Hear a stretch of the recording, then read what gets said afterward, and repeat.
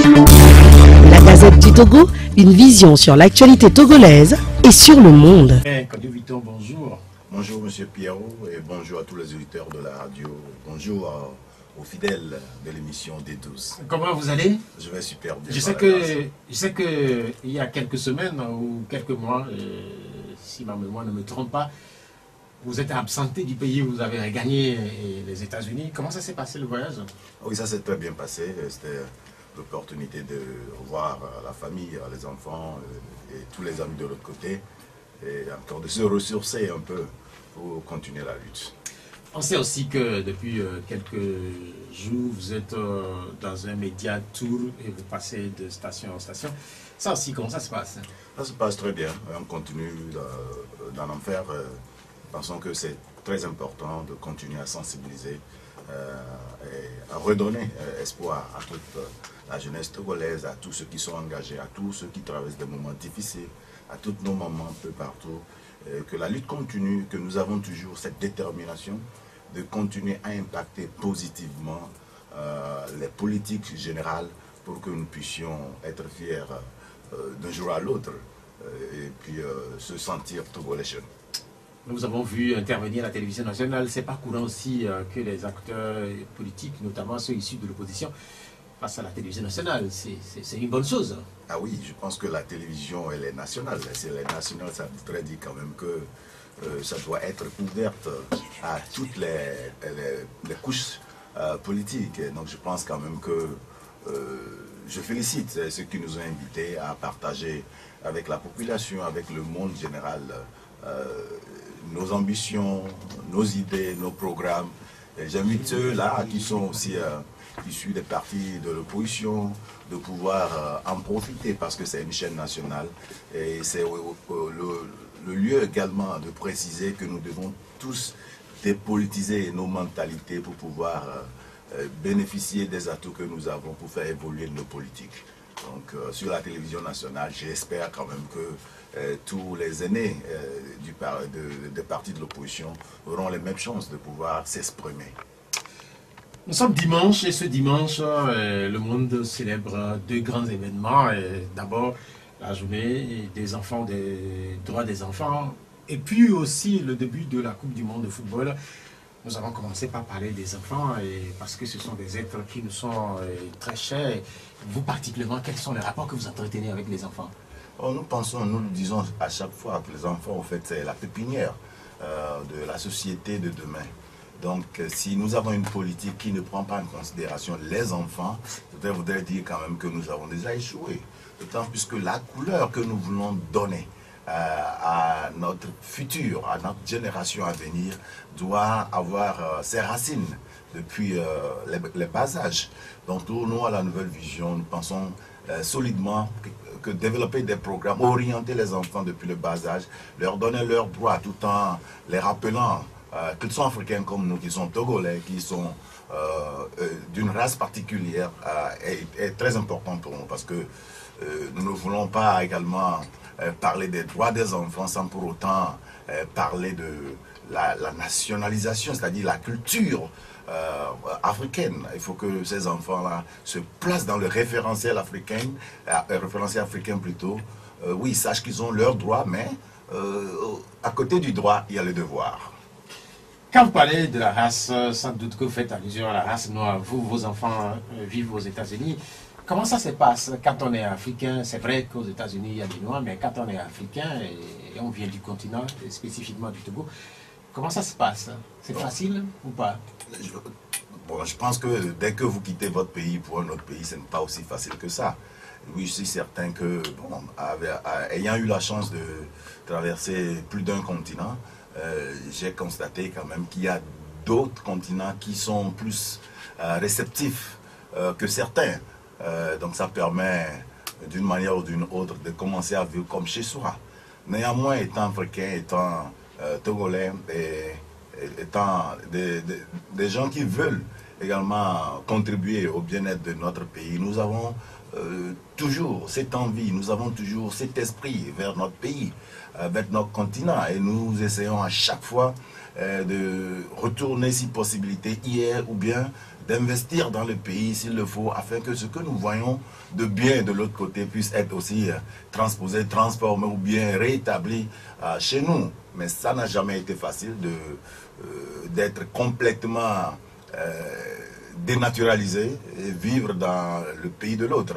Donc c'est pourquoi de temps en temps, beaucoup d'entre nous essaient de pouvoir revenir à chaque fois avec les enfants pour qu'ils ne perdent pas la racine d'où nous sommes, d'où nous venons. Donc c'est ça. Il y a des moments où vous regrettez avoir pris l'avion pour partir parce que vous vous sentez étranger, même si vous avez les papiers de l'autre côté. Mais il y a des moments également où vous vous dites que, bon, si ce n'était pas le cas, peut-être que j'aurais eu à perdre ceci ou cela. Donc il y a des atouts, bien sûr. Mais il faut savoir quand même qu'on ne peut pas remplacer totalement d'où nous venons et qu'on ne peut pas être dénaturalisé jusqu'à ce point. Quand vous parlez d'atouts, sans doute que pour les enfants, notamment ceux qui vivent dans les grands pays en Occident, les enfants, ils ont tous les droits. C'est ce qu'on dit, et que dans une cellule familiale, c'est l'enfant qui passe en premier, et puis la femme, l'homme, visiblement, est relégué au troisième rang. C'est vrai ou pas?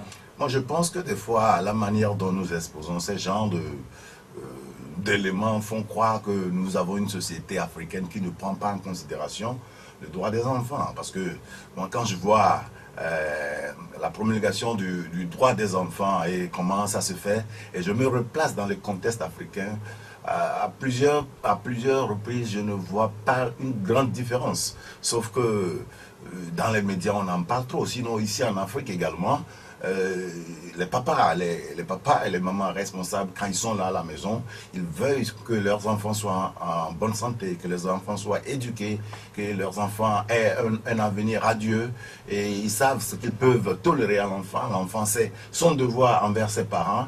De la même façon, quand on prend la femme et l'homme africain reconnaît quand même qu'à dans des situations données, elle sait comment protéger sa femme, comment donner la place à la femme dans son foyer.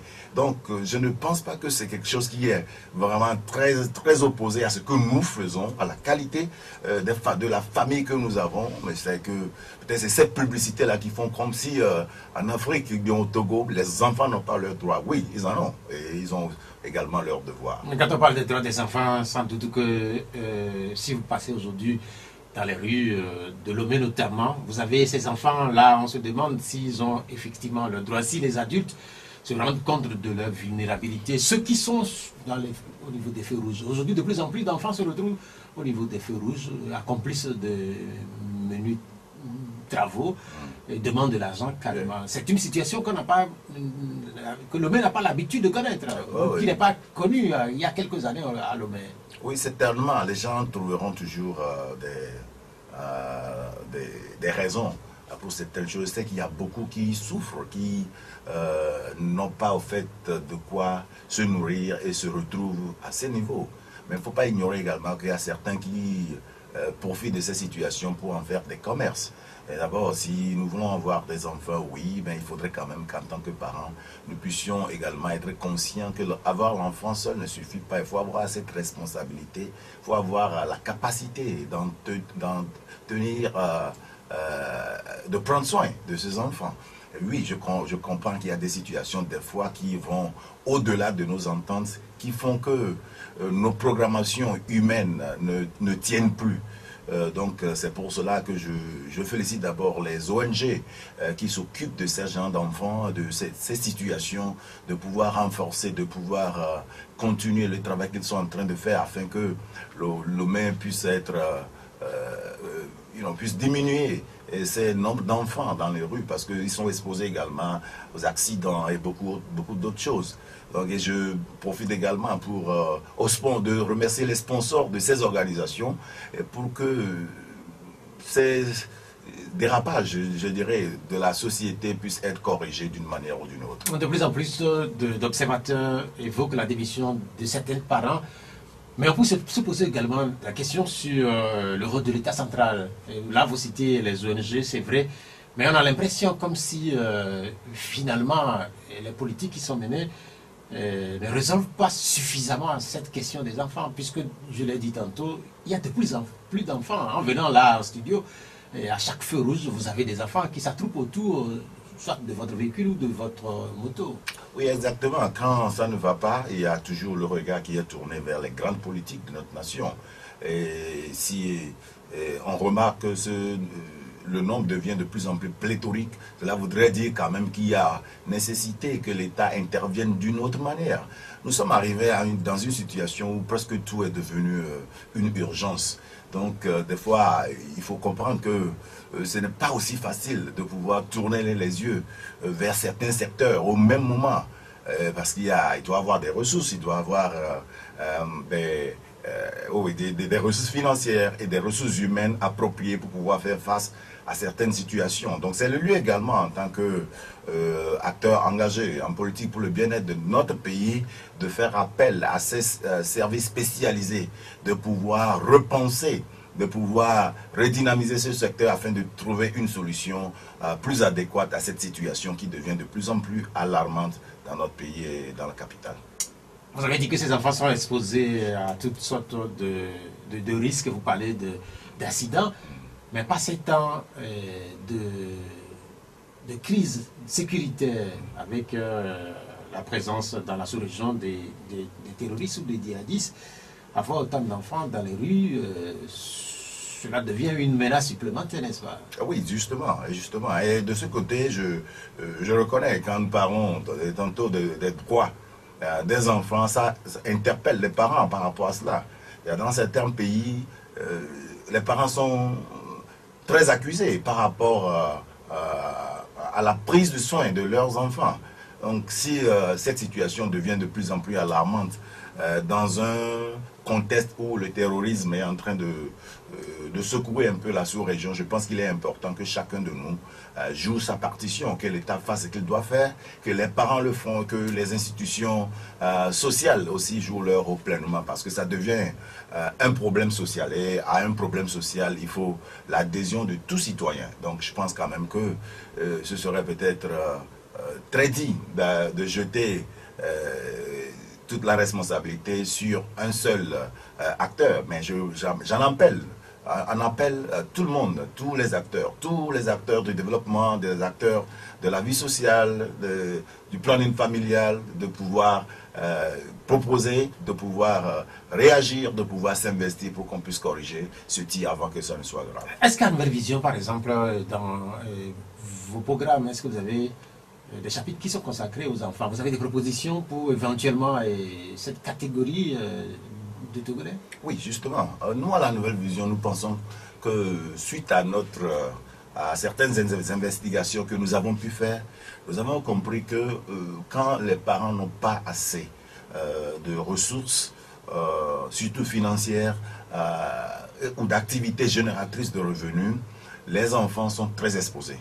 Et donc nous, le département des femmes de la Nouvelle Vision, Novi Women, s'occupe tous les jours dans la formation d'abord pour le planning familial, et aussi nous offrons des ateliers de formation pour aider les femmes à avoir des activités génératrices de revenus, ce qui permet à ses parents de pouvoir prendre soin de ses enfants, de les faire sortir de la rue. Donc nous jouons pleinement notre rôle, notre partition à ce niveau, et nous pensons quand même qu'au-delà d'aider en donnant, il faudrait quand même les conseiller à savoir le pourquoi nous avons des enfants et quel est le rôle des parents dans l'éducation de ces enfants, afin que les gens ne font pas pour le faire, ils le font parce qu'ils en ont, ils sont conscients qu'ils peuvent en prendre soin.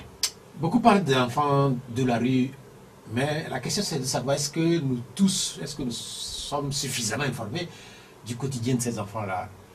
Je ne pense pas, tant plus que bon, les données manquent beaucoup dans nos pays.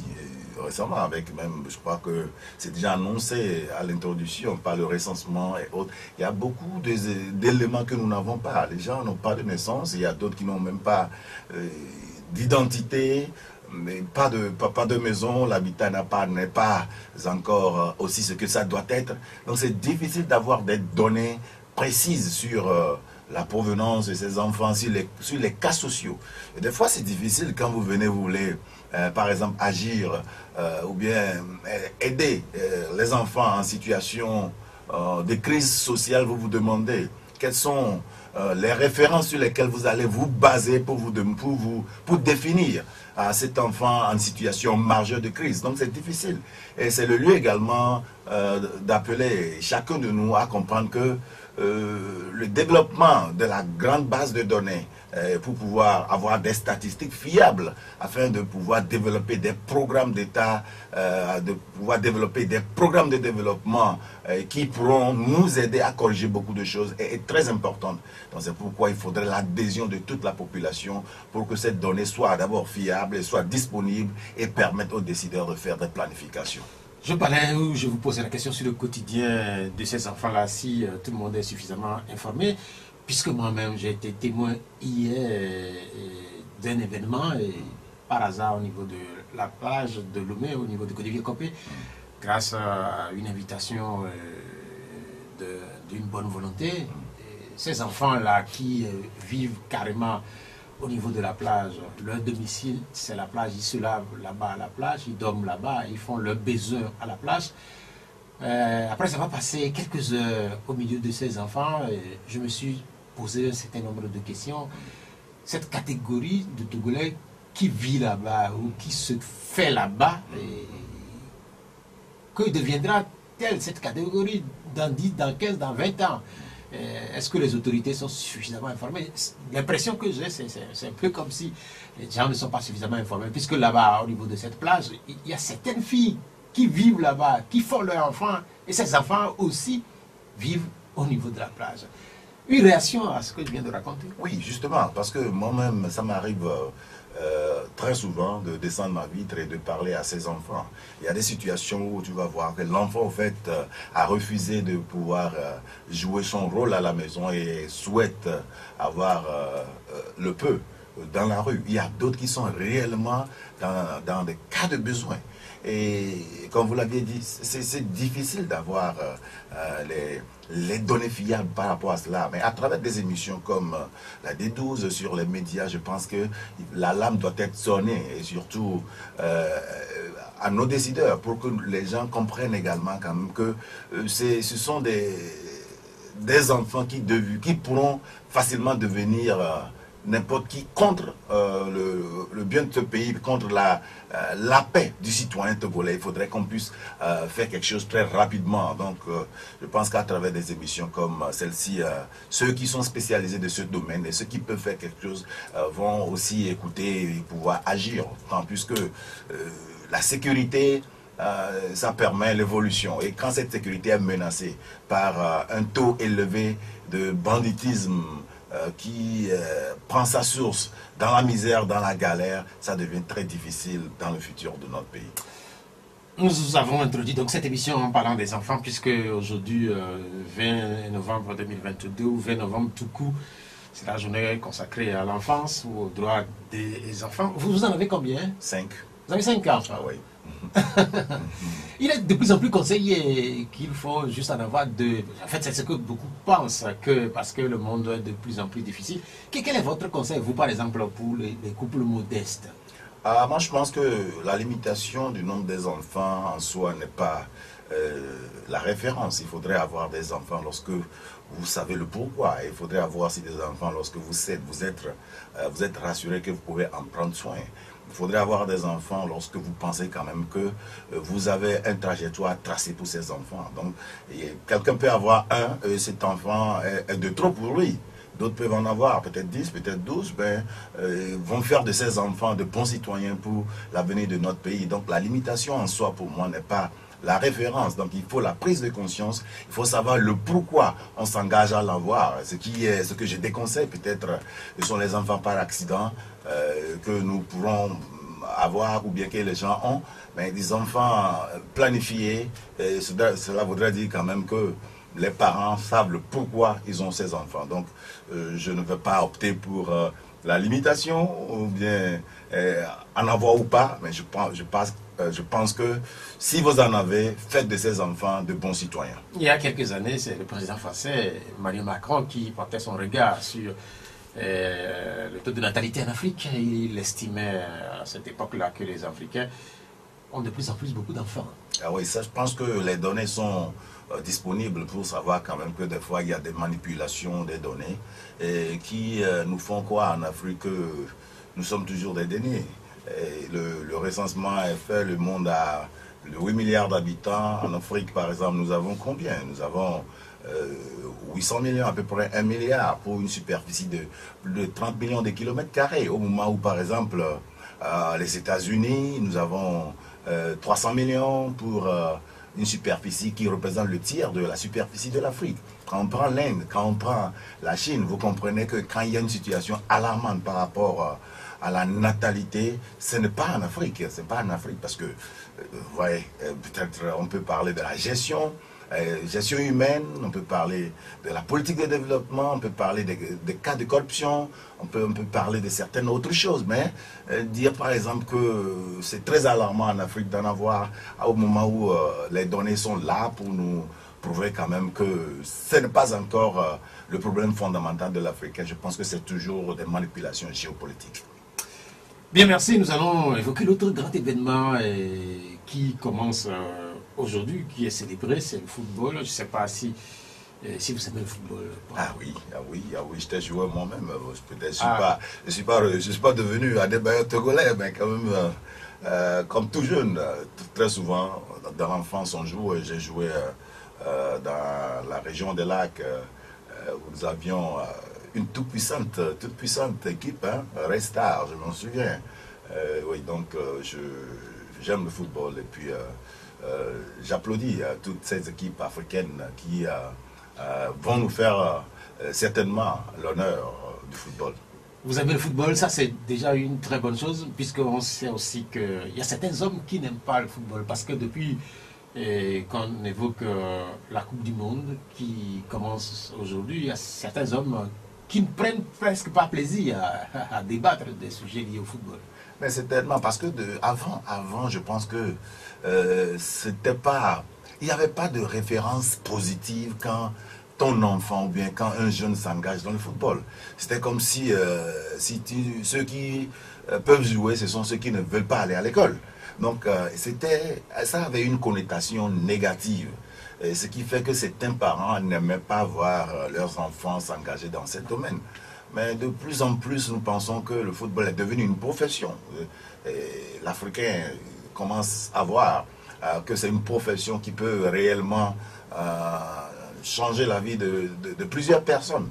Donc c'est différent. Et bien, certainement qu'il y a d'autres, en ce moment, ils ont toujours cette tare de voir le côté négatif de cela. Il y a d'autres aussi, peu importe l'activité, ils ne sont pas intéressés, sont intéressés par d'autres choses, d'autres qui aiment lire, d'autres le football, d'autres activités, donc on ne va pas s'en prendre à eux.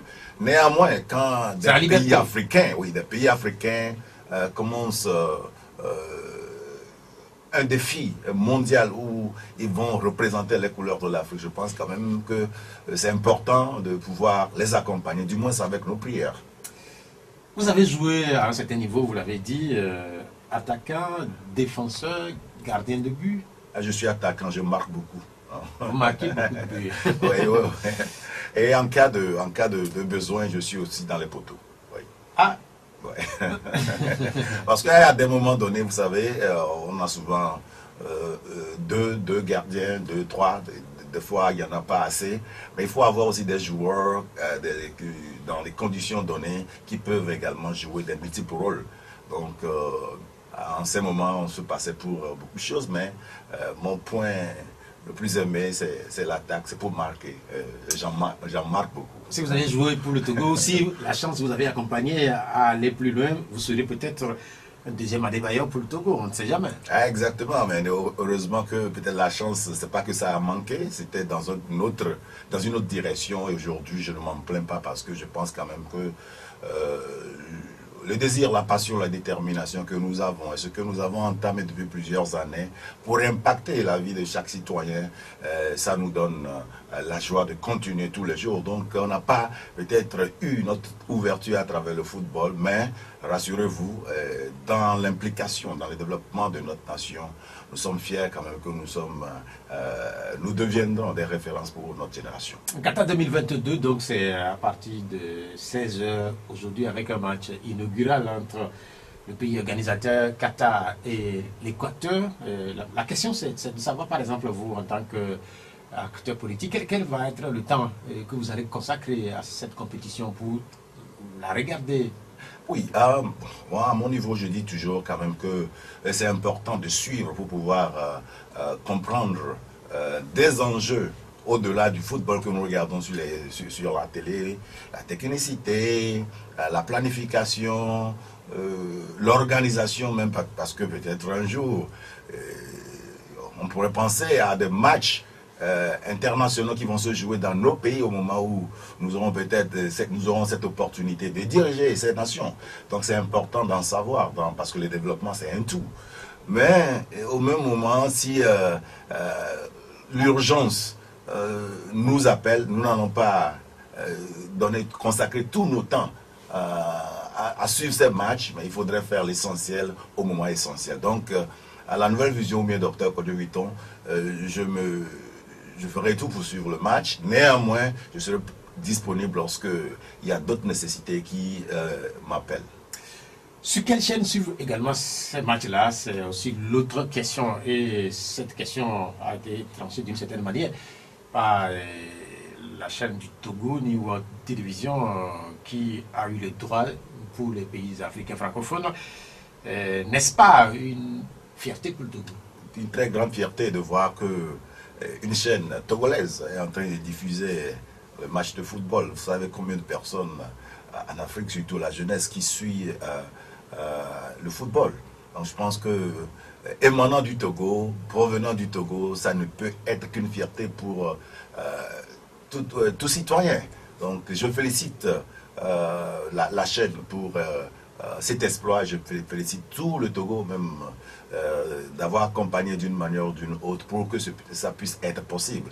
Et je pense que c'est également un lieu d'espoir, c'est également une source d'inspiration pour d'autres programmes internationaux qui vont émaner du Togo et qui vont faire la fierté de notre pays.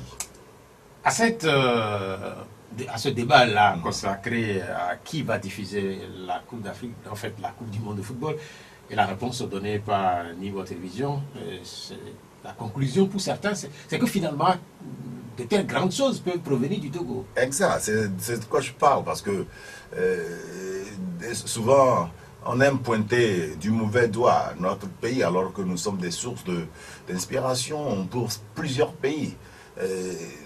Dernièrement, j'étais choqué quand j'étais de l'autre côté, où j'étais habillé en africain, j'ai vu un blanc, complètement blanc, américain, qui me demandait, vous êtes d'où? Je suis togolais. Et puis il a commencé par parler le français, il me dit qu'il est togolais également, et qu'il vit à Mango. Je dis, ça veut dire quoi? Un blanc. Un blanc, ça dit complètement blanc, totalement blanc.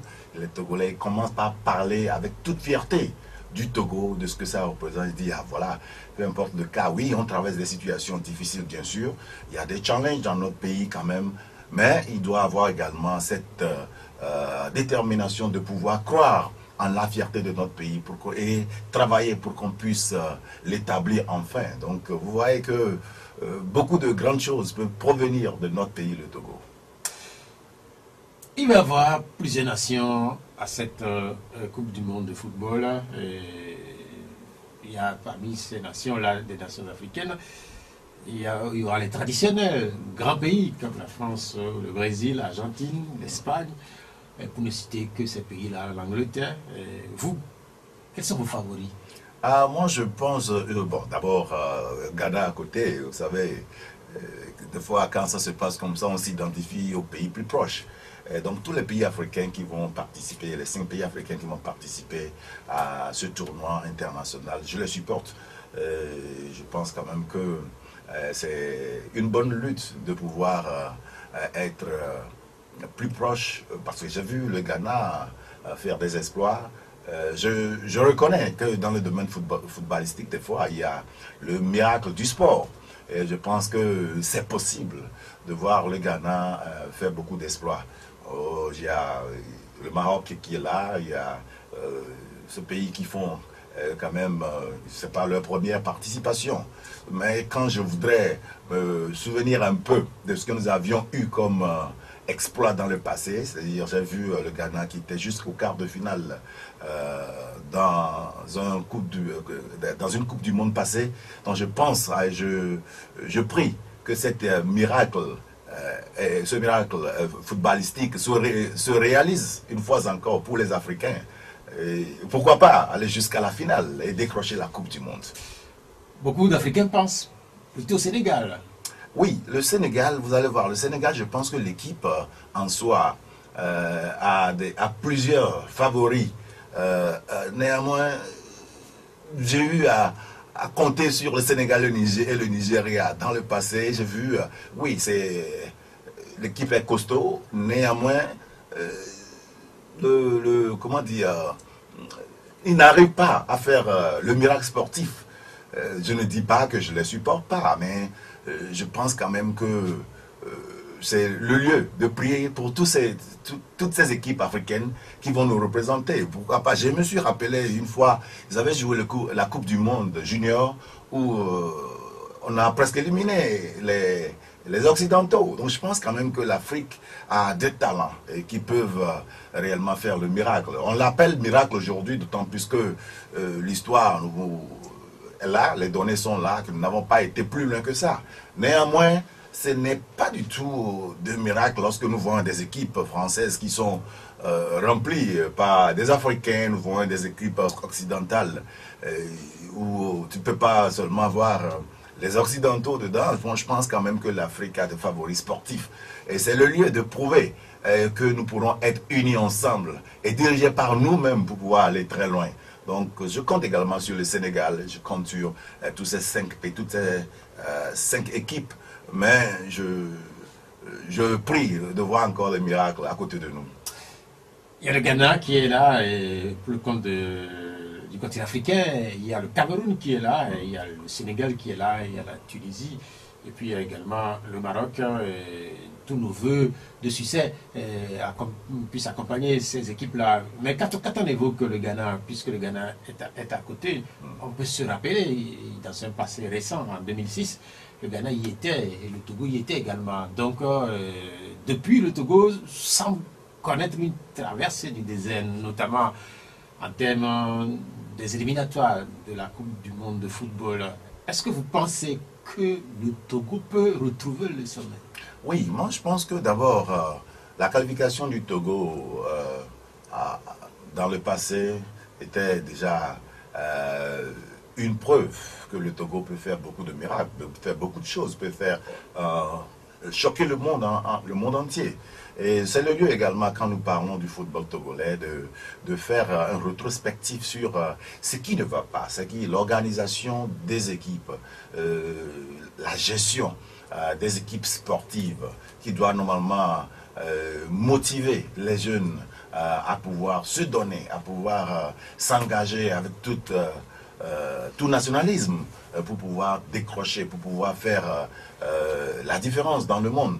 Et je pense des fois, nous avons plus de problèmes stratégiques, fonctionnels, de fonctionnement que des problèmes de technicité. Oui, il y en a, la technicité, il y en a. Des fois, c'est parce que nous manquons de connaître les spécialités togolaises en football depuis le bas âge et nous attendons que des exploits soient faits par eux-mêmes à des moments, à des étapes données avant de les rapatrier chez nous au Togo.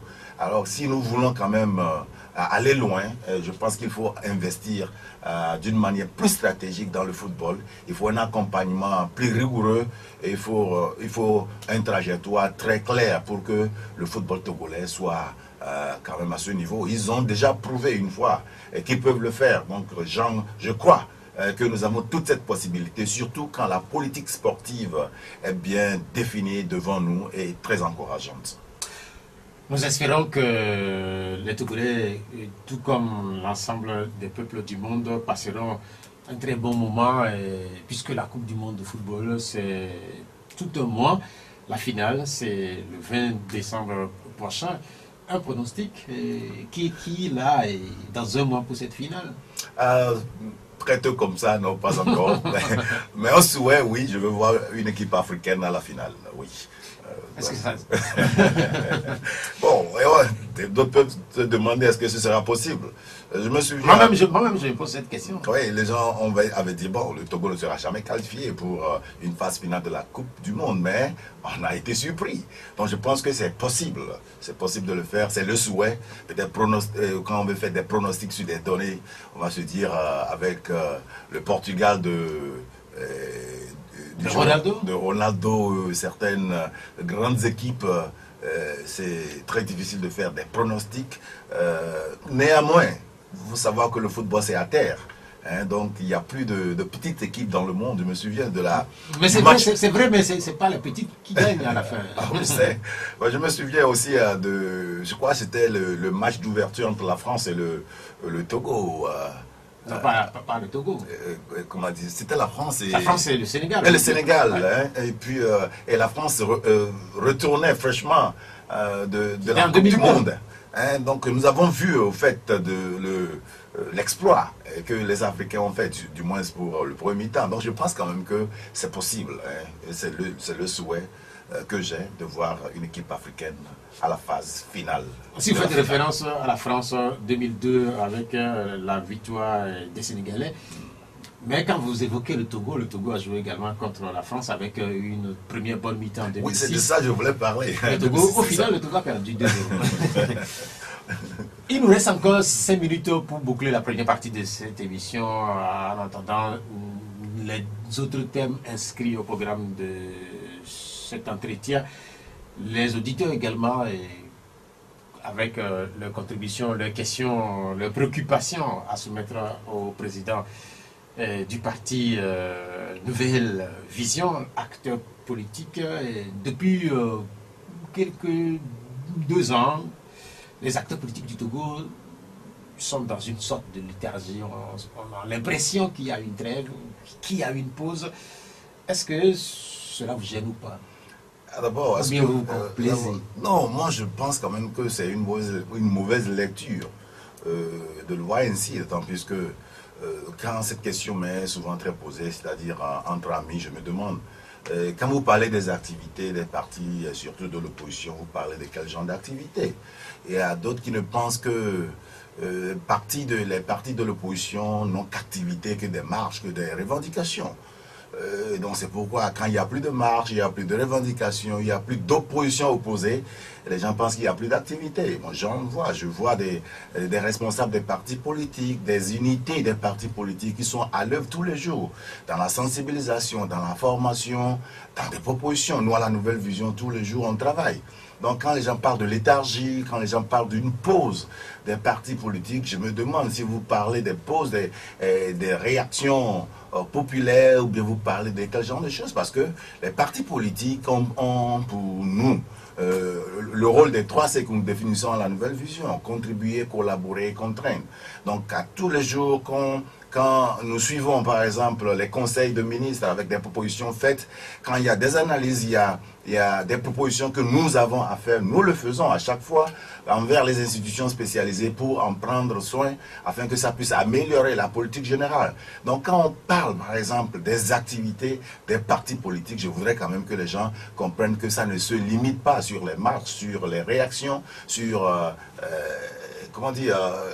les oppositions opposées. Donc il y a tellement d'activités qui sont toujours en cours, et déjà la preuve c'est que oui, Nouvelle Vision, on est là, on était dans toute la semaine passée, on était dans les émissions, on était dans la formation, on était dans la sensibilisation de la jeunesse. Donc nous sommes en activité tous les jours. Ça c'est votre lecture. Oui. Il y a certains qui aiment être dans les rues, manifester, porter la voix ou les revendications populaires. Dans les rues, on a annoncé par exemple une manifestation de la DMK à Avoga. Est-ce que vous dites ouf ou pas? Parce que au-delà du fait que vous, par exemple, vous privilégiez les sensibilisations, le travail sous la forme de formation, il y a certains aussi qui aiment haranguer les foules, discuter avec eux dans les rues, dans les stades. Est-ce que vous dites ouf?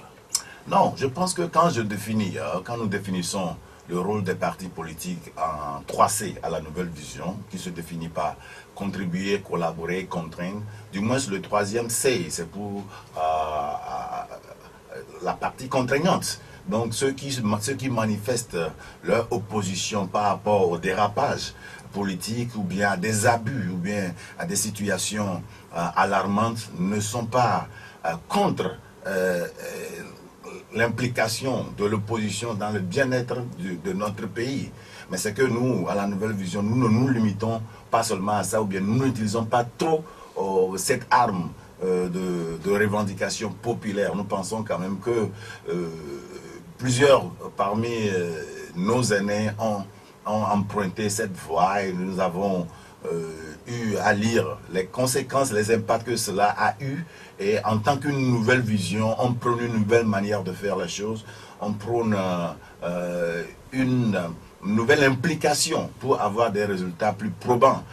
Donc on ne condamne pas ceux qui manifestent leur mécontentement d'une manière populaire. Non, ils ont leur rôle et c'est déjà même le lieu de saluer l'exploit de tous ceux-là qui ont combattu pour le bien, pour l'implication de la démocratie ici au Togo. Et je passe par le biais de cette question également pour saluer l'âme de notre aîné, de notre grand frère de l'ANC. Donc je pense quand même que chacun a sa manière de défendre sa politique. Et c'est également le lieu de faire appel à ces décideurs pour que nous arrivions tous à aller au-delà de ces contradictions entre institutions et partis de l'opposition qui ne font que freiner l'élan de notre pays, le Togo. Il faudrait quand même arriver à reconnaître que les partis politiques ont aussi leur droit de s'exprimer, de pouvoir partager leur politique avec leur population. Il faudrait quand même arriver à ce niveau où l'on dépasse ces contradictions. Bien, merci, docteur Aubin Kodjo-Vitton. Je rappelle que vous êtes le président de Nouvelle Vision. C'est vous l'invité de ce D12 et comme c'est de tradition à partir de cet instant, nous allons permettre aux auditeurs qui le veulent bien de contribuer, de poser des questions, d'apporter le regard sur ce que vous faites sur nos deux numéros 96 50 34 37 96 50 34 37 et puis 70 43 09 70. Nous avons le technicien Romaric Fritas qui est là et qui se chargera d'insérer les auditeurs qui appellent dans le direct. En attendant de voir cet auditeur, puisque de plus en plus d'auditeurs manquent à ce rendez-vous, on a l'impression comme si les Togolais sont un peu fatigués de la politique ou des questions qui sont liées aux choses publiques. Je pense que ce n'est pas, je ne vais pas le lire ainsi par rapport à... Il y a, dans la réalité des choses, il y a beaucoup de Togolais qui se disent on a fait, ça fait plusieurs années, ça n'a pas donné de résultats, pourquoi continuer ainsi? Mais heureusement, il y a d'autres qui pensent quand même qu'il y a toujours espoir, surtout avec l'implication d'une nouvelle vision, d'une nouvelle manière de faire, d'une politique de l'opposition qui pourra contribuer au changement du bien-être et du mieux-être. Je pense quand même qu'il y a d'autres également qui arrivent à le comprendre ainsi. On va essayer ce premier auditeur. Allô? Okay. Allô? Bonjour. Bonjour. Oui, ça fait pas ça, je me suis motivé. Comment vous allez? Je salue, tout d'abord je vous salue, et je salue aussi l'invité. Bonjour. Oui, comme il dit que les partis politiques travaillent encore dans le pays, moi on n'entend plus parler des partis politiques. Bon, quel que lui, en tant que dirigeant de parti, c'est pour vos membres, c'est-à-dire pour aussi que pour vos membres, ou bien pourquoi tout le Togo vous entend? Puisqu'on n'entend plus parler des partis politiques. Merci, bonne journée. Merci, Papa Sanguinet, pour votre intervention. C'est ce que je disais. Les gens n'entendent pas parler souvent lorsqu'il n'y a pas d'activité politique. Et ce que nous avons compris comme activité politique dans le pays, surtout des partis de l'opposition, ce sont des réactivités dans les rues. Oui, il est bien vrai que sans cela, c'est difficile de pouvoir faire parler de nous, peut-être à Dakmen ou bien à Colvidon, s'il n'y a pas des activités dans ces milieux. Mais néanmoins, il faut aussi comprendre que les partis politiques, surtout de l'opposition au Togo, n'ont pas aussi cette facilité d'être partout et surtout sur tous les médias à chaque fois. Mais néanmoins, il est important de faire les rapports de nos activités pour que les gens savent le rôle que nous jouons. Mais je voulais quand même rassurer Monsieur Papa Sodjinen que oui, à travers des émissions comme celle-ci, nous le faisons à travers les activités de nos ambassades, un peu partout à la Nouvelle Vision. Nous faisons parler de nous à travers les activités de formation dont j'ai fait allusion par le département des femmes de la Nouvelle Vision. Nous faisons parler de nous à travers nos propositions, peut-être souplies vers des institutions spécialisées. Nous faisons impact sur les politiques. Donc, faire parler des partis de l'opposition, il faudrait qu'on puisse comprendre que ça ne se résout pas, ça ne se définit pas seulement par des activités dans les rues ou bien des grandes opérations publiques. C'est ma question, et puis après celle que vient de poser Papa Sanguinet, n'est-ce pas que les Togolais et ceux qui nous écoutent ont une certaine manière de comprendre ce que c'est les activités des partis politiques? Oui, justement. Moi, je me souviens, quand on a commencé avec une Nouvelle Vision, on était sur des antennes où les gens se disent la Nouvelle Vision, nouvelle en quoi? Parce que pour plusieurs personnes, c'est que vous êtes soit de l'opposition, vous êtes soit du parti au pouvoir. Mais dire qu'il y a une opposition qui travaille en technique des 3C pour la majeure partie de la population en ce moment, ce n'était pas compréhensible parce que... Vous gardez la réponse, cet auditeur qui est là. D'accord. Allô?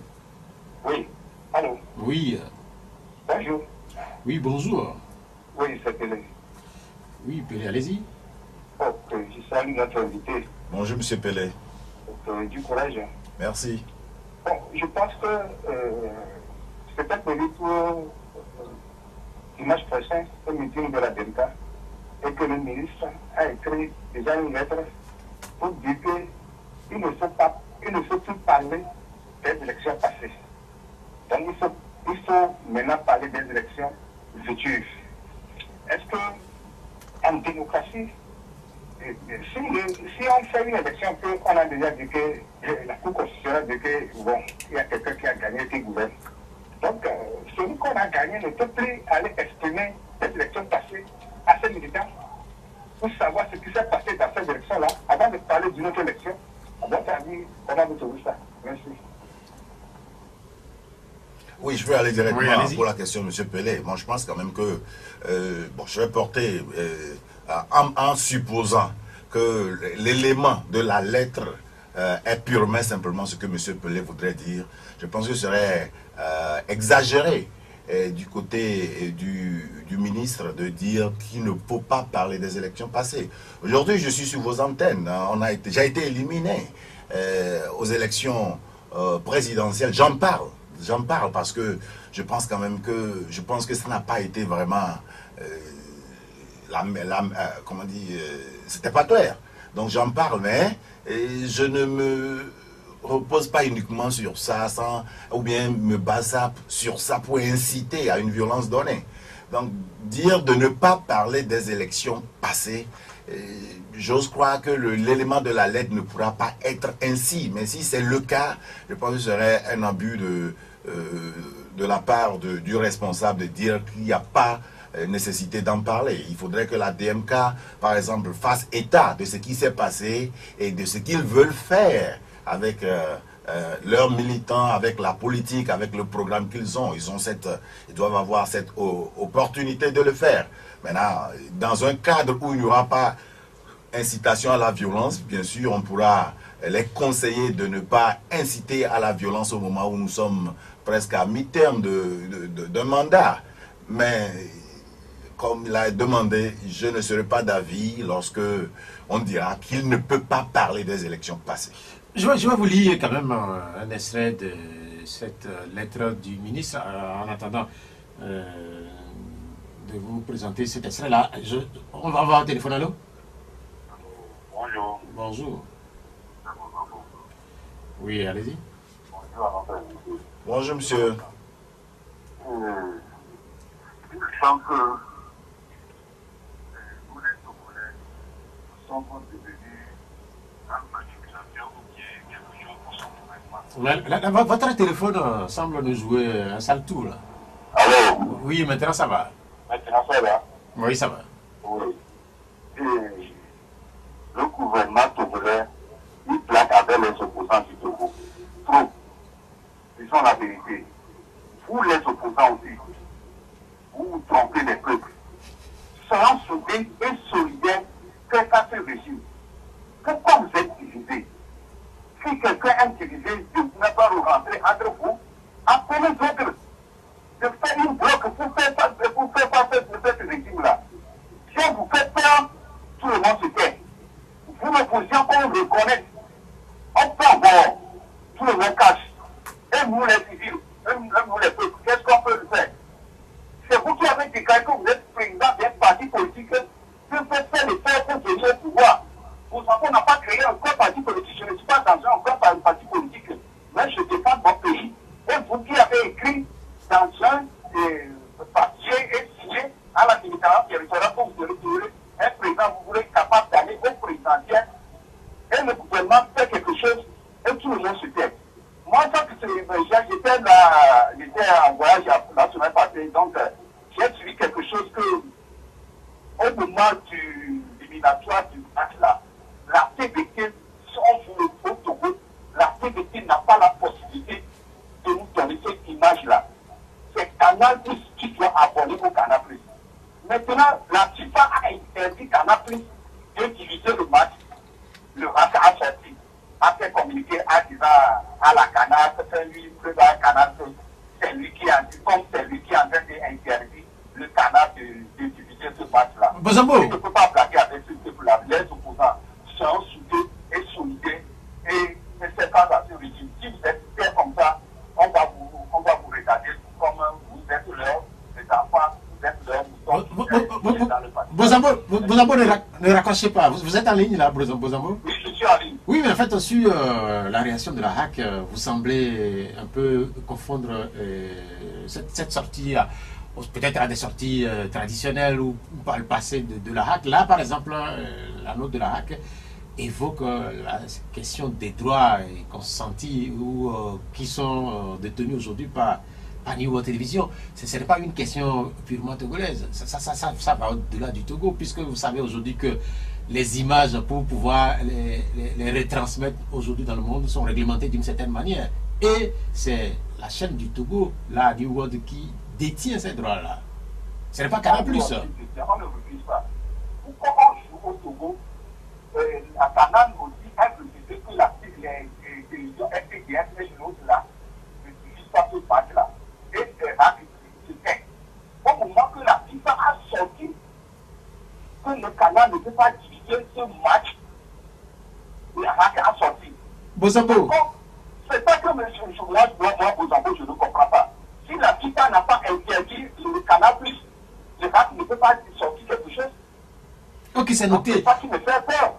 Donc, nous les Togolais, nous les Africains, soyons solides et réveillés. Et pour réveiller une Afrique, pour avoir une bonne satellite. On a détruit Africa numéro 1. Il reste quoi en Afrique maintenant? Afrique média, on fout derrière lui. Vous allez quand même suivre les matchs de la Coupe du Monde. Bozambo, finalement, Bozambo, il est parti. Il y a plusieurs questions. En réalité, vous évoquiez avant que Pelé n'appelle, vous évoquiez les activités de votre parti. Et en comparaison avec les manifestations de rue, vous privilégiez l'information et compagnie avant que je ne vous coupe. Oui, moi je voudrais quand même que nous puissions revoir ce que nous appelons par activité des partis de l'opposition. Je souhaiterais que les Togolais nous posent des questions de savoir quel est le rôle peut-être de la nouvelle vision sur la situation des enseignants, qu'est-ce que nous avons pu faire en tant que parti de l'opposition pour aussi peser. Vous ne privilégiez pas la rue? Non. Ok, non. on va au téléphone. Allô?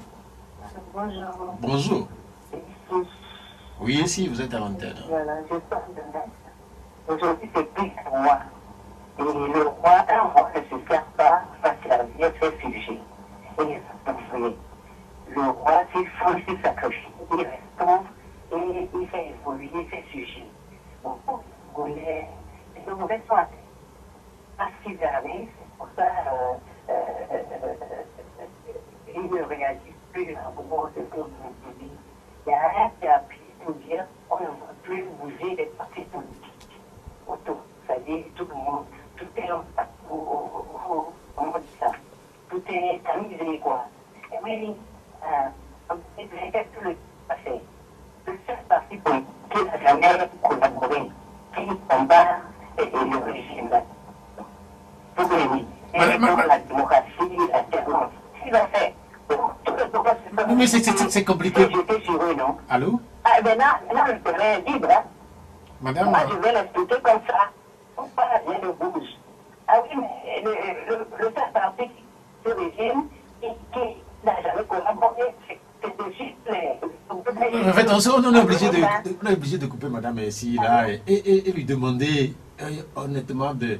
Je sais pas, chaque fois que Madame Messi appelle, et là, dans nos émissions, on a du mal vraiment à comprendre ce qu'elle dit parce que son téléphone ou sa ligne a quelques soucis. Dimanche passé, ou passé, c'était un peu mieux, mais ce dimanche-là, c'est trop compliqué. Je sais qu'elle veut évoquer ou donner sa position par rapport à la question liée aux activités des partis politiques. Malheureusement, si vous changez un peu de position et vous nous rappelez, voir si finalement ça passerait mieux. Allô? Allô, je suis là. C'est bon? Mais allez-y. Non. Allez-y, on verra. Oui, moi je me dis que cette partie combat, c'est aussi que nous avons jugé en prison. Maintenant, nous devons effectivement. Là, pour le foot, on se fout des nerfs. Et pourquoi? Malheureusement, ça ne passe toujours pas. On évoquait... Les activités des partis politiques. Et c'est ça que je disais. Si, on a compris votre position. Oui, si, on a compris votre position. Mais revenons sur le sujet évoqué par Pelé. Je voudrais vous lire cet extrait-là du ministre. L'extrait de la lettre du ministre. Prétendre aujourd'hui qu'il y a une crise qui est née de l'élection de 2020 est une provocation susceptible d'entraîner des troubles graves à l'ordre public. Si vous maintenez tel quel l'objet de ce meeting, je me verrai dans l'obligation de l'interdire pour risque de troubles graves à l'ordre public. Voilà, un extrait de cette lettre. Oui, bon, je pense que l'analyse de cette partie de la lettre peut être à double tranchant, parce qu'à un niveau donné, c'est comme si, comme l'a dit monsieur, c'était je crois monsieur Pelé, Oui. C'est une pure interdiction de parler des élections passées. Parce que quand on parle de la crise, on ne dit pas obligatoirement qu'il y a nécessité d'incitation à une violence. Et néanmoins, quand la DMK aujourd'hui veut rentrer en activité, il est normal qu'il fasse point à ses membres, à ses militants par rapport à ce qui s'est passé, par rapport à la nouvelle donne, par rapport à la feuille de route qu'ils ont. Mais essayant de comprendre un peu le ministre, je pense que c'est cette incitation à la violence et des fois cet extrémisme de certains de membres de partis politiques qui font croire que les gens maintiennent toujours cette incitation à la violence ou au moment où beaucoup de personnes essaient de travailler pour faire évoluer et les choses pour nous démarquer de ces contradictions que nous avons souvent toujours après les élections. Donc, cette partie, en tout cas, je ne partage pas pleinement avec Monsieur le ministre par rapport à la demande de la démocratie. C'est noté, quand on parle des élections de 2020, c'était des élections présidentielles, mais depuis 2020, le pays a voulu organiser de nouvelles élections, notamment les élections régionales, mais malheureusement ces élections ont été souvent repoussées et les prochaines dates sans doute seront données l'année prochaine. Est-ce que vous vous préparez, vous par exemple, à la Nouvelle Vision, à prendre part à ces élections-là? Oui, à la Nouvelle Vision, on l'a dit à plusieurs reprises que nous allons participer à toutes les élections devant nous, tout le temps, toutes les opportunités qui vont nous permettre de faire asseoir notre vision pour notre pays, nous allons les saisir. Et nous disons souvent que nous nous engageons politiquement, nous nous engageons dans le développement de notre pays parce que nous savons que nous avons un programme, nous pouvons contribuer au bien-être de cette nation.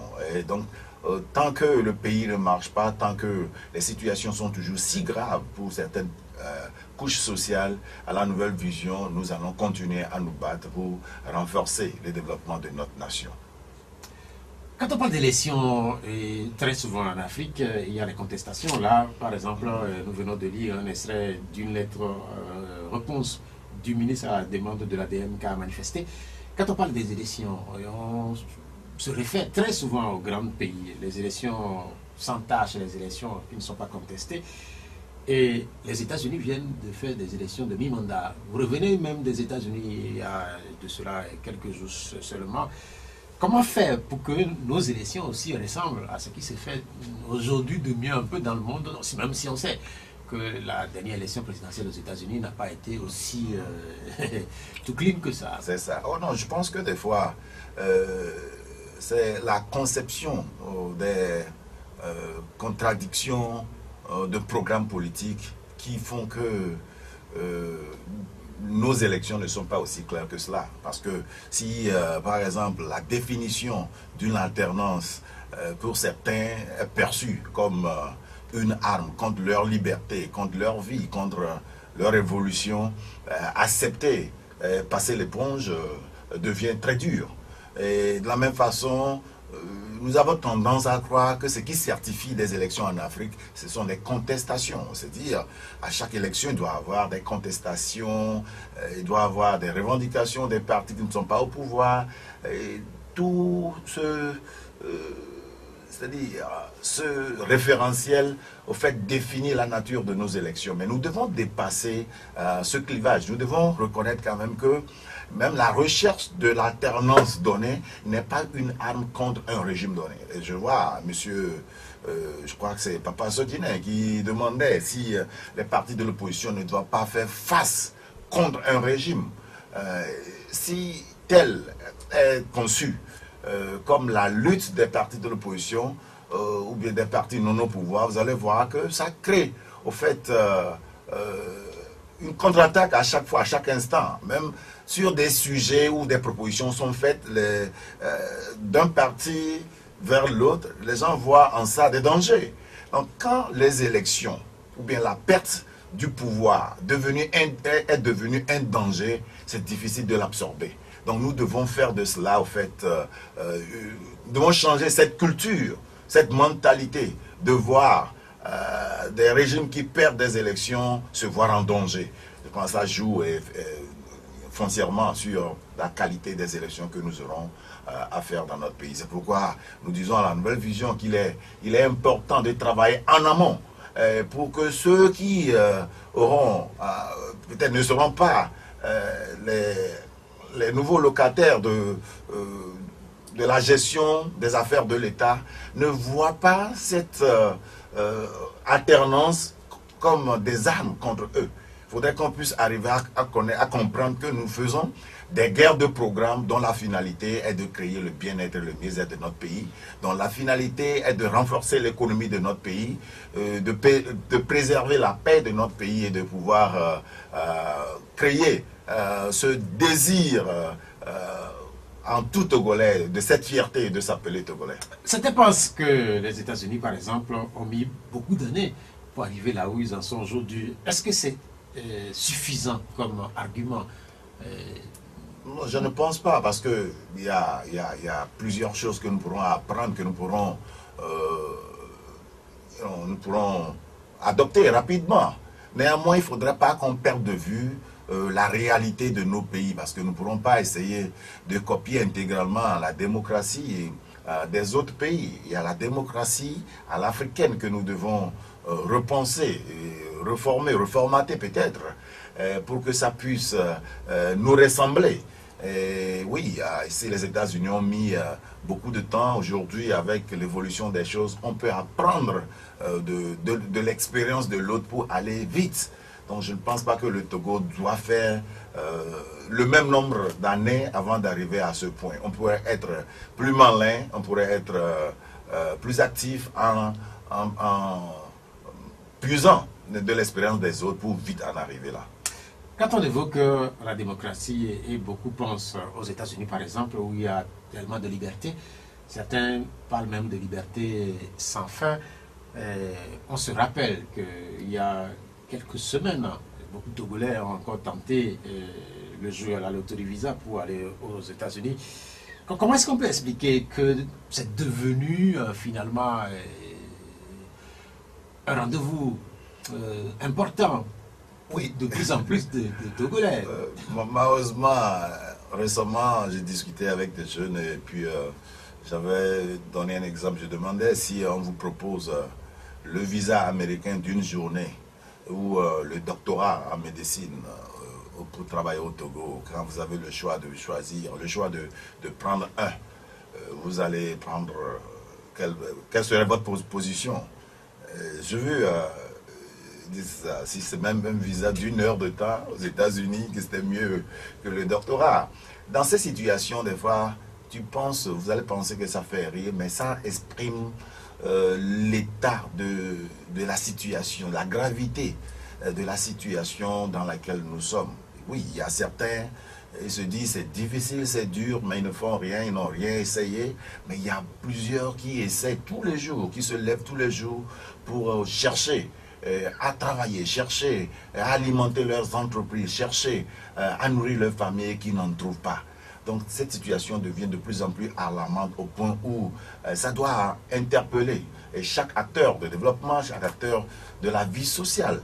Parce que si c'est arrivé à un niveau où le visa d'une heure de temps dans un pays étranger pèse plus que le doctorat dans son propre pays, alors c'est alarmant parce que c'est difficile aujourd'hui d'encourager certaines personnes à se former lorsqu'ils vous disent « mes grands frères l'ont fait, ils sont autour de nous, ils sont avec maman à la maison ». Celui-là, il a fait sa formation, il a eu son doctorat, mais voyant sa situation, pourquoi tu nous encourages également à continuer? Je crois qu'il faut quand même arriver à développer un système d'absorption de cette main-d'œuvre que nous produisons et à pouvoir mettre en adéquation le besoin du marché de l'emploi avec les ressources humaines que nous formons et créer des activités pour alimenter afin que ceux-là qui ont le désir, qui ont le pouvoir, qui ont la capacité de créer puissent absorber ceux qui sont à la recherche pour qu'enfin nous puissions produire de la valeur ajoutée économique pour faire développer notre nation.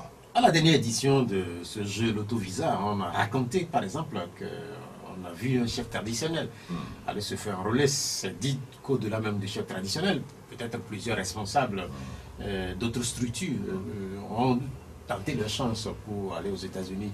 Vivre aux États-Unis, par exemple, vous qui connaissez les États-Unis, je ne sais pas par quels moyens vous, finalement, vous êtes établi là-bas. Est-ce que c'est facile?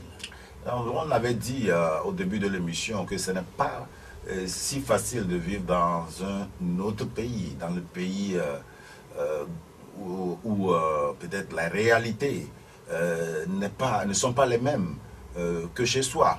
Néanmoins, on souhaite être là où nous pourrons avoir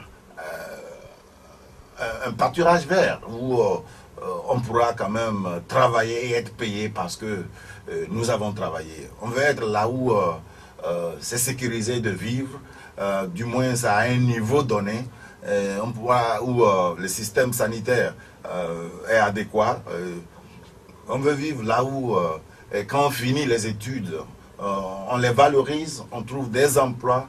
On veut vivre là où le système même de fonctionnement de ces pays encourage la lutte progressive de se former, d'aller à l'école, de créer ces entreprises. Oui, quand on met les deux sur la table, je comprends pourquoi le nombre devient de plus en plus pléthorique pour pouvoir jouer à la loterie et aller ailleurs. Parce que si, comme l'exemple que je viens de donner, si je peux avoir le doctorat ici au Togo et être dans des situations comme celui-là qui n'a jamais essayé quelque chose, ou quelqu'un qui, avec peut-être le BEPC ou bien moins que ça, aux États-Unis s'en sort et peut bien prendre soin de sa famille, vous voyez que c'est normal que ça soit ainsi. Mais quand on dit c'est normal, c'est à cause de la situation actuelle. Maintenant, ce n'est pas normal lorsque nous avons, nous voyons que c'est possible de redresser l'économie de notre pays pour que la fuite de ces cerveaux-là ne soit pas si évidente, parce qu'on a besoin de ces Togolais pour construire cette nation. C'est d'ailleurs pourquoi je dis souvent que c'est aussi important que les responsables de nos pays puissent rétablir un lien entre ceux qui partent à l'étranger et qui ont la possibilité de retourner, s'installer, de créer ou bien de visiter, puissent revenir très souvent, parce que ce qu'ils auraient pu gagner de l'autre côté peut devenir des atouts pour notre pays. Oui, aujourd'hui, la jeunesse quitte, mais si nous savons comment restructurer cette fuite de cerveau, nous pourrons nous baser sur ça pour en faire des atouts pour notre pays. Il est temps que nous puissions rétablir l'économie au point où plusieurs de ces Togolais de la diaspora puissent revenir, s'installer et puis travailler dans le pays et créer le bien que nous recherchons ailleurs, ici chez nous.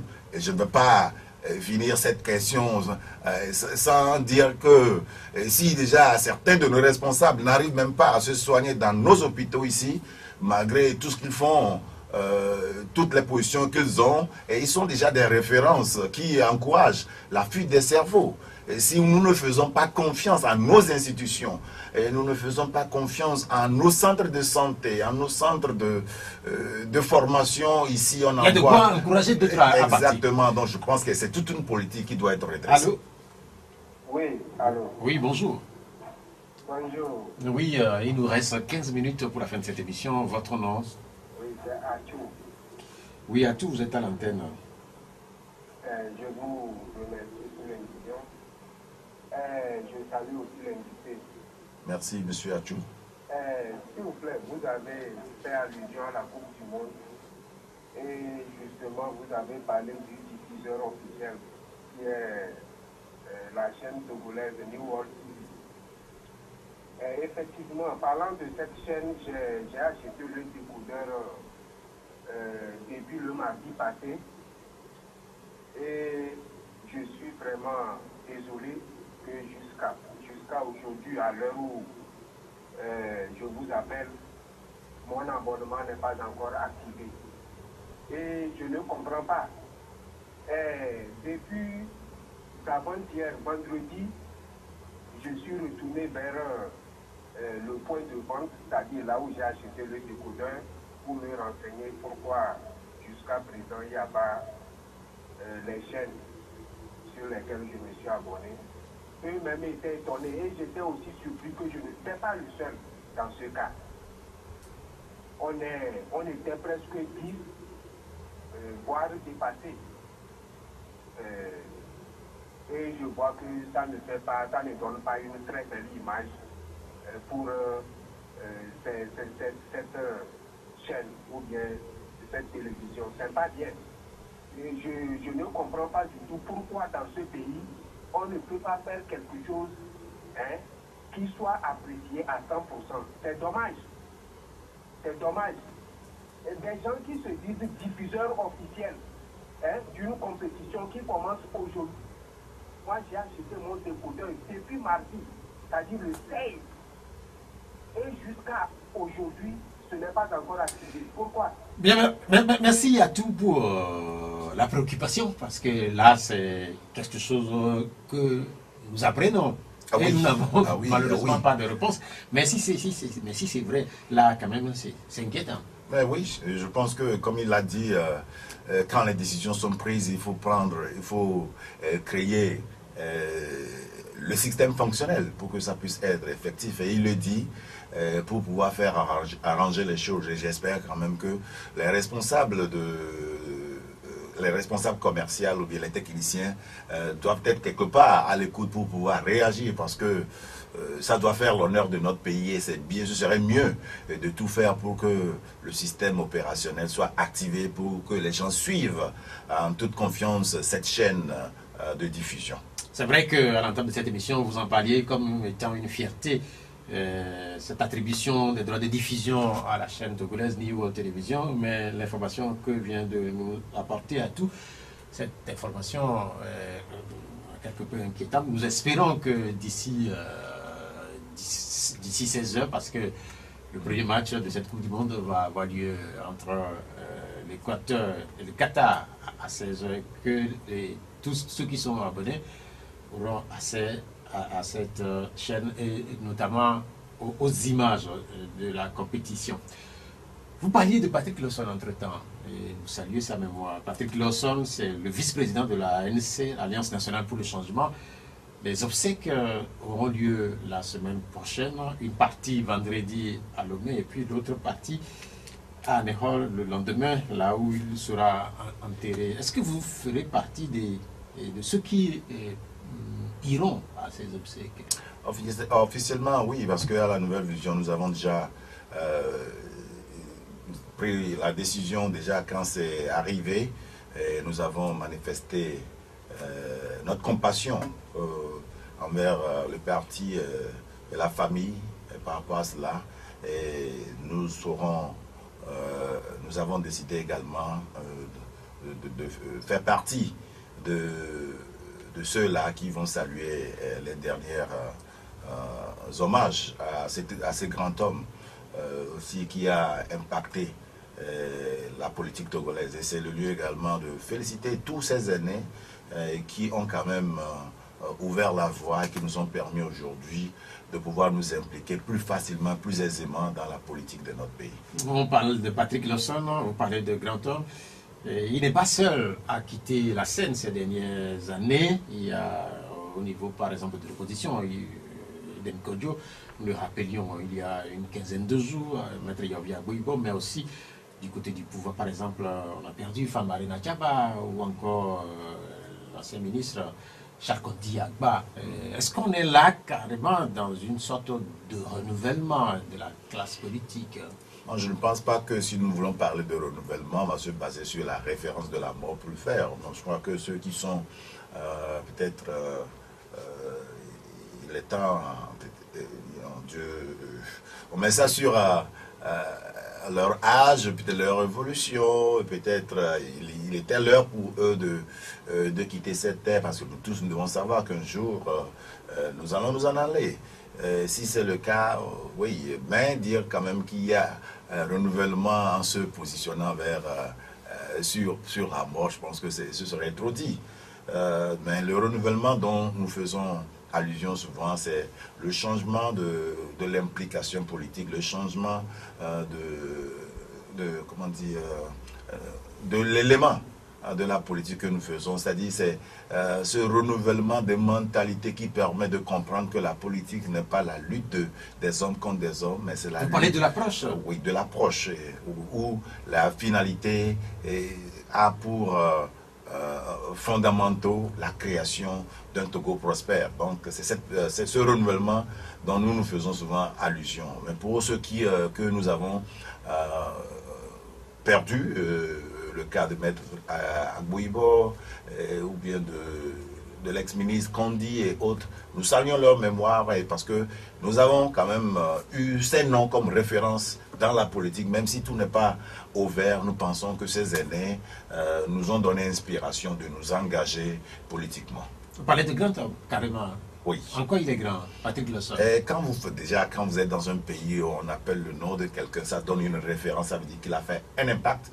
C'est-à-dire il n'a pas vécu inutile.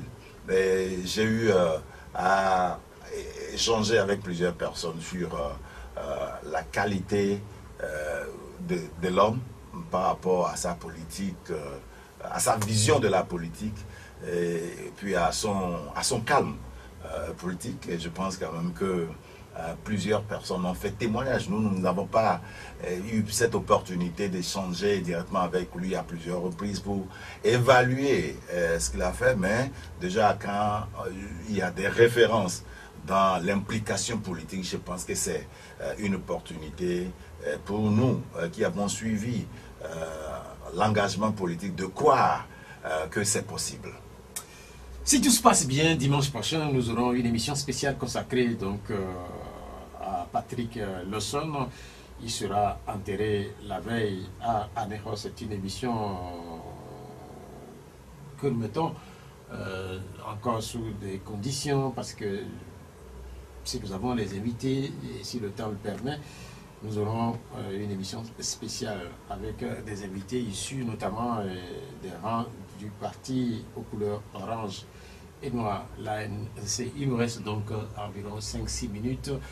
Le Togo a été victime une nouvelle fois d'une attaque terroriste cette semaine. Cette attaque a été repoussée sur le fronton nord du Togo. Cela suppose que nous n'avons pas fini avec ce combat-là.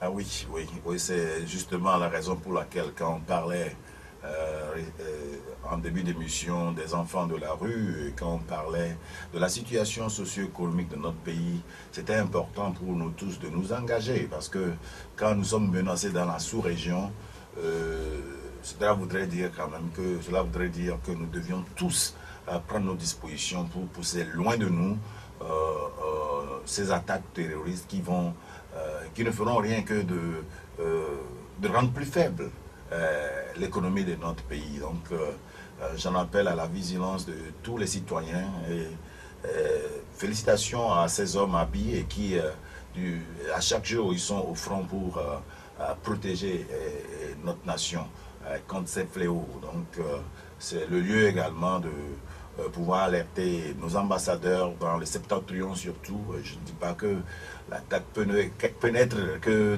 dans le septentrion, mais surtout à ce niveau où nous avons des frontières avec des zones déjà ciblées, que chaque ambassadeur puisse, de la nouvelle vision, chaque jeune puisse continuer à sensibiliser contre la pénétration du terrorisme sur le territoire togolais. Parce que les pays qui en ont connu jusqu'à la date d'aujourd'hui ne sont pas des références politiques ni des références économiques. Donc s'en servir parce que politiquement quelqu'un voulait manifester son désengagement ou bien son mécontentement envers l'autre ne pourra pas aider notre pays. Donc c'est le lieu d'appeler à toute une mobilisation des citoyens pour lutter contre ce fléau.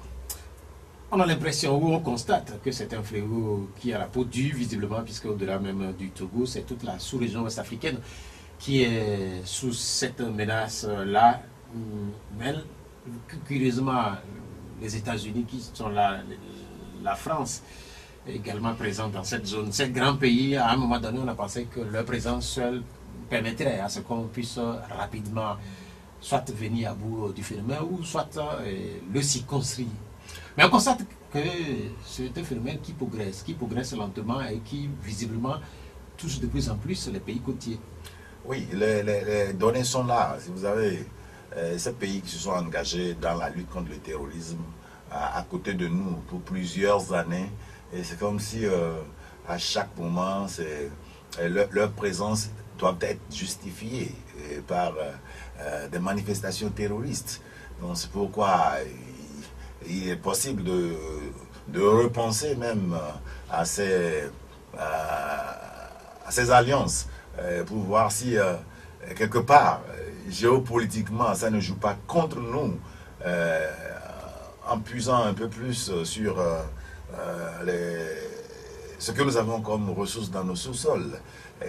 C'est important de revoir ces alliances et de savoir ce que nous sommes en train de faire. Parce que oui, on a vu le Mali, on a vu d'autres pays, on a pensé quand même avec la technologie évoluée de certains pays de l'Occident, ça pourrait vite éradiquer ce fléau du terrorisme, mais ce n'est pas le cas. Donc il faudrait repenser autrement. Il faudrait que les Africains eux-mêmes arrivent à développer un système comme cela. Moi, je vais penser par exemple à la sous-région, on parle de la CEDEAO, on parle des États, des associations d'États, on pourra quand même penser à une force militaire plus intelligente, plus puissante et plus alimentée, qui pourra jouer un rôle plus compétent, certainement, contre le terrorisme, comme l'avancée du terrorisme dans certains de nos pays. Mais laisser cette charge aux pays occidentaux pour plusieurs années, je vois que le résultat n'est pas aussi probant que nous l'aurons souhaité.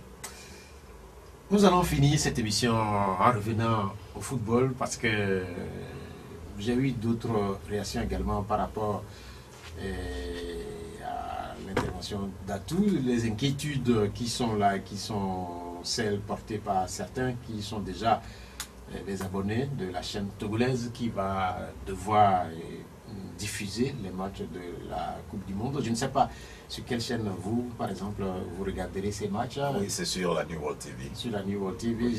Vous êtes un ancien abonné ou vous êtes oui, abonné? Je suis un ancien abonné. Chez vous, il n'y a pas de souci par rapport, non, comme on a l'abonnement depuis, par rapport à cela, non.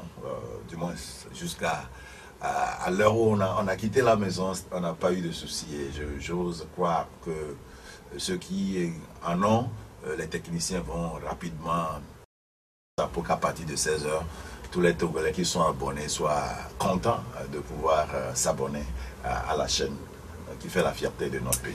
Une conclusion pour finir cette émission? Alors, je dirais, d'abord, je remercie tous les agents de recensement qui ont fait un travail appréciable.